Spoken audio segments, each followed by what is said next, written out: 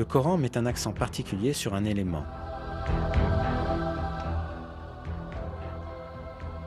Le fer. Dans la sourate Al-Hadid, signifiant le fer, on apprend ce qui suit.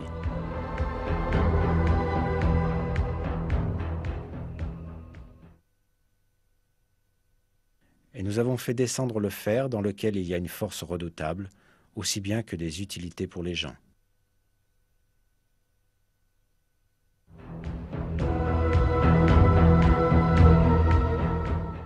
On peut penser que le mot « azalna », traduit par « nous avons fait descendre » et utilisé pour le fer dans le verset, puisse avoir un sens métaphorique pour expliquer que le fer a été accordé pour le bénéfice des hommes. Mais quand on prend en considération la signification littérale du mot, on réalise que ce verset implique un miracle scientifique très significatif. Cette signification est faire descendre physiquement du ciel, comme dans le cas de la pluie et des rayons du soleil.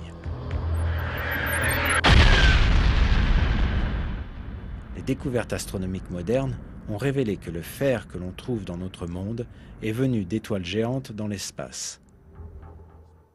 Le fer sur Terre, mais aussi le fer dans le système solaire en entier, viennent de l'espace, puisque la température du Soleil est inadéquate pour la formation du fer. Le fer ne peut être produit que dans des étoiles plus grosses que le Soleil, où la température atteint quelques centaines de millions de degrés.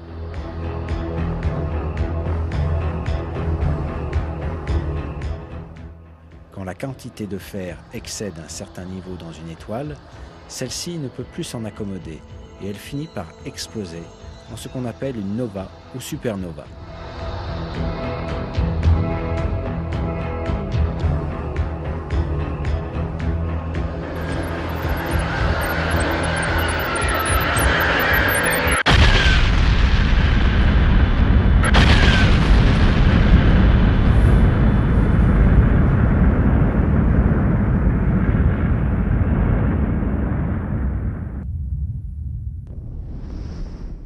Ces explosions permettent la dispersion du fer dans l'espace. Tout le fer présent sur Terre provient de l'espace lointain grâce à ce mécanisme.